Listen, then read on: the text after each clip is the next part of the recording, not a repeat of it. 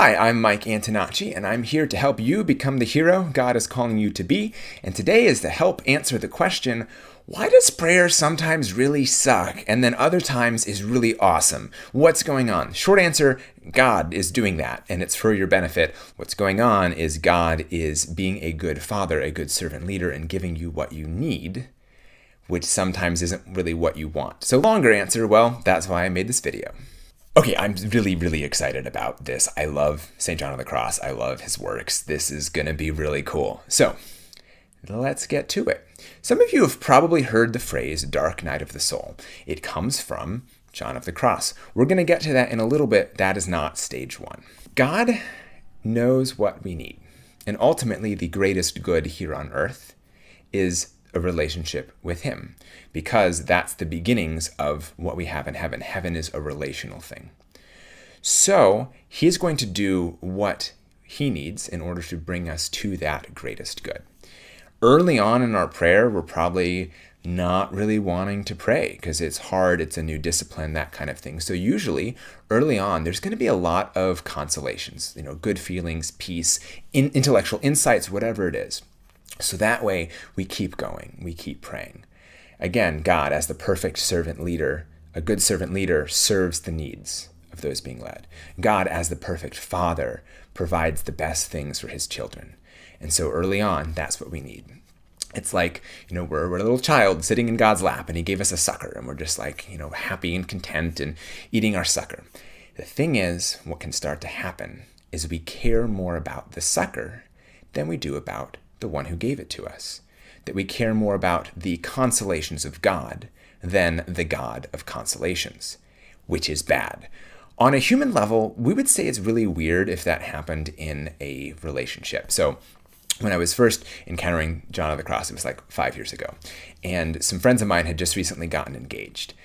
And I was thinking, do you know how weird it would be if, he gets down on one knee and proposes, and she just like stares at the ring, and it's like, wow, this is beautiful, and then ignores him. That would be really weird. Except we do that to God all the time. Or we could be like, wow, this is great, thank you, and then back to the ring. Just a brief cursory, I'm recognizing that you gave this to me, but whoa, this is shiny. Except we do that to God. We don't see that the gift comes from his love, and therefore the gift is supposed to draw us deeper into that love. So if we're getting attached to those consolations God is giving us, remember early on, these are good, these are needed to get us to keep praying. But if we're too attached to them and not attached to God, he removes them because he wants to draw us deeper to himself. This is called the dark night of the senses, not the dark night of the soul, that one's later, dark night of the senses, because it's the sense things. So intellectual insights, emotions, whatever. And so this hit me my first year as a missionary a lot. Like pretty much the whole year was dark night of the senses. And so I could read the Bible and it was like reading a phone book. I could pray the rosary, just could not imagine any of the scenes. And so it was one of those like, Lord, I'm showing up because this is what I need to do. And I'm doing this because I love you. But wow, this sucks. That's dark night of the senses. And even though we feel farther from God, we are actually closer to him in that moment because your feelings are not there to know what's true. Your knowledge, your intellect is there to know what's true. Your feelings can lie to you. Things that don't feel true can still be true. Which doesn't make it suck any less in the moment. It's like, wow, am I doing this wrong? And that is a key part of the dark night of the senses, is there's this sense of, I think I'm doing it wrong. I want to do it right.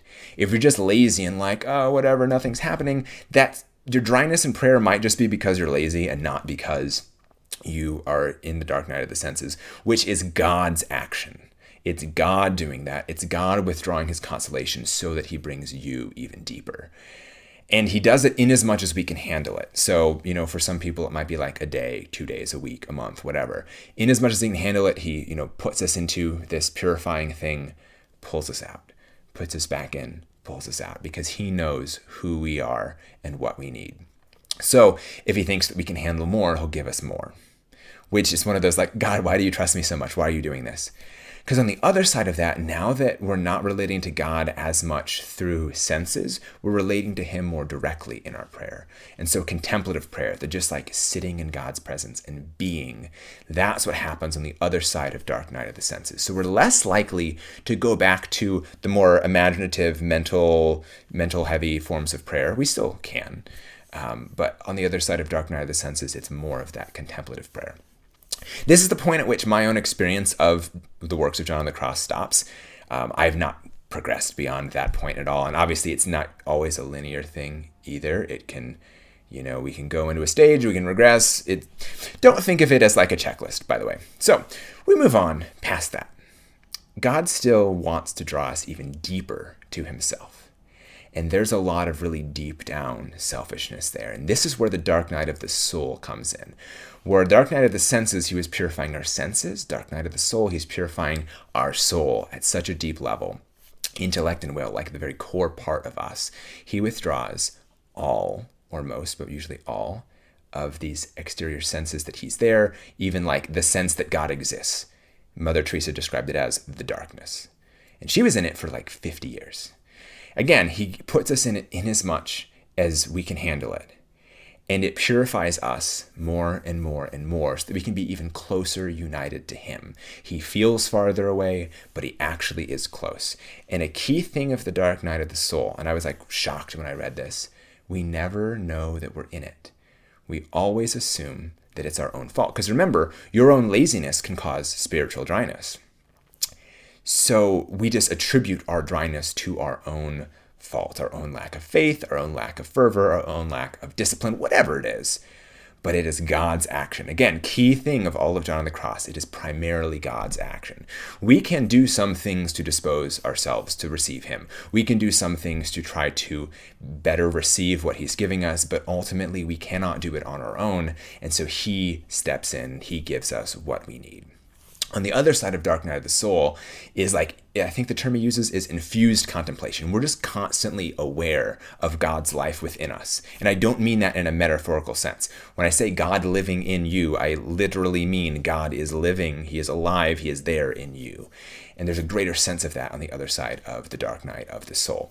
And another key thing of John on the Cross is, no matter what experience you have of God, that experience is not God.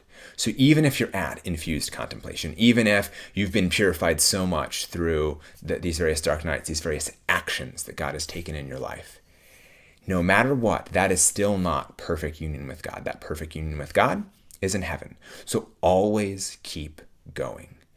Any experience of God is still not God, which is just really cool. So like I said, I really, really like the works of John on the Cross. And I think it's a really cool to see someone who's progressed way beyond me spiritually, sharing there are these various stages that people tend to go through. And so if you hit a huge patch of spiritual dryness and you're still showing up to prayer, this is probably God's action because he wants such a deeper relationship with you. He's not going to settle for like a shallow or surface level. He wants to draw you deeper, deeper, deeper into himself. Now, I just went over quite a lot of stuff here. You probably aren't going to remember all of it. So what I did is I turned all of this into a PDF. So you can skim and look and see, what are these various stages? What characterizes them? What is God doing in your life?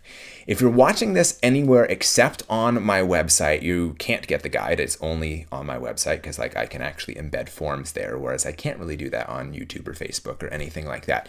So if you want to download a short PDF of everything I just talked about, head over to my website. There's going to be a link below, and then you can just go there and download it. So that way you have this as a handy reference guide. You don't have to worry about remembering things.